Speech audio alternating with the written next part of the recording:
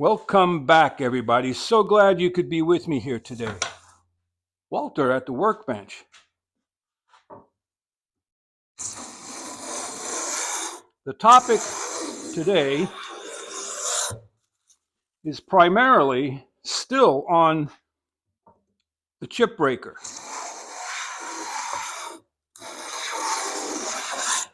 But I want to dig out these long wood jointer planes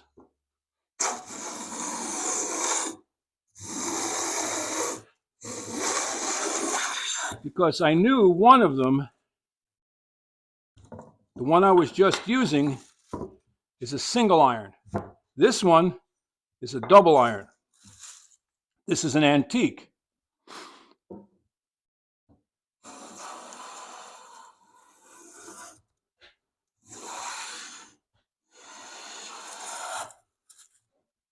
And we were last talking about new versus old style of chip breakers, cap irons.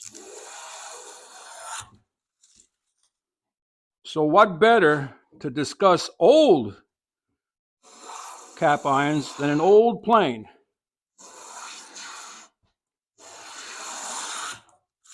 All right. This is an old, it's got an Ohio tool steel blade set. And this does have a double iron.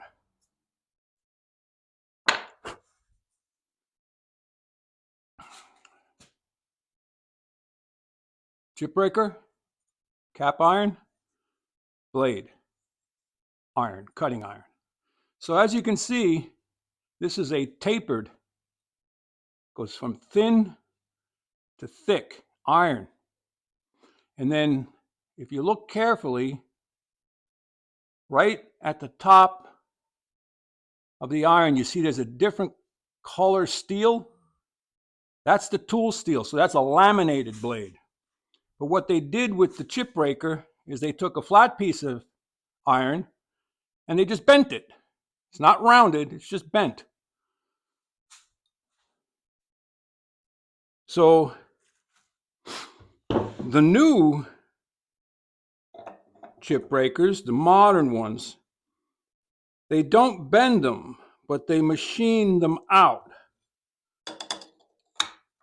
to give you the clearance.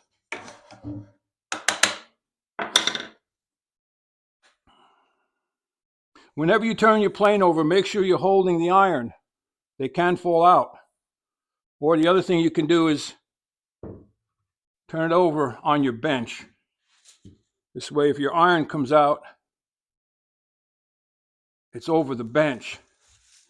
So that's too thick of a cut. That's what the strike knob is on the front.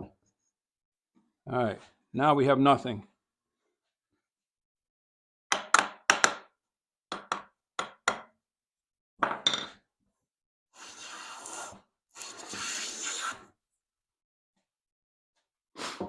So let me know if you have any old tools and what kind of chip breakers they have.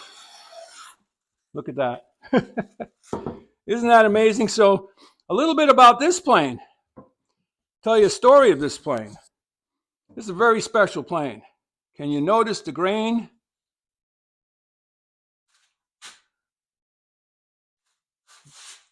That's tiger maple or fiddleback maple.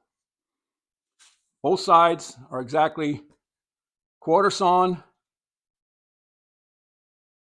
When I chose this piece of wood from my inventory, I chose it so that the grain was as flat as possible, so that this face and this face were quartered.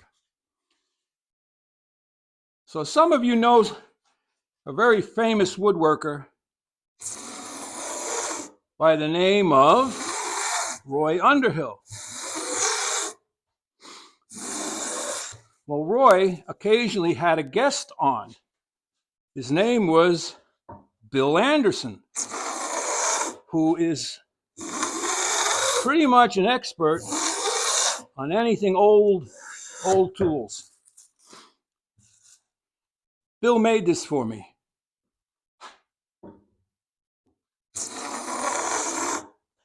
It is probably one of my prized tools. Works beautifully. Now this happens to be clear tulip poplar, so it's going to cut pretty easy.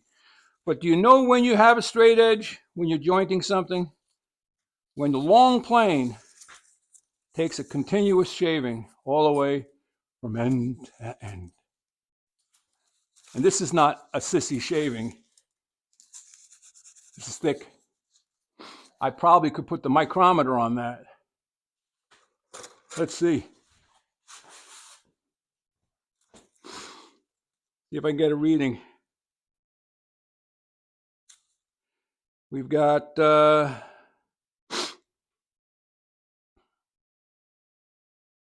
thousandths. So it's 1/100 of an inch. That's pretty thick. Whereas this one, I have it set now, and with the double iron, it's taking a finer cut.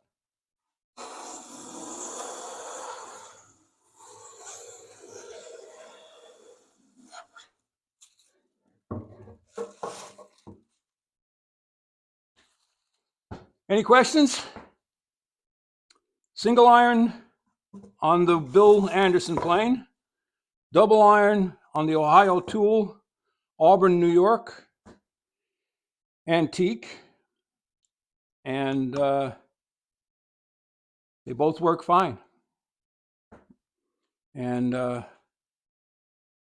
out, check in your shop, see if you have any antique planes, carefully take them apart, and take a look at the type of chip breaker you have, if there is a chip breaker. And the rules apply the same. Your chip breaker still has to come down and meet your cutting iron. Otherwise, you get chips underneath. So that's about it, everybody. Don't forget to like, subscribe, and share. Thanks for stopping by. I hope you have a blessed day. Most importantly, go out to your shop and go make some shavings. Big crunchy ones. Walter out.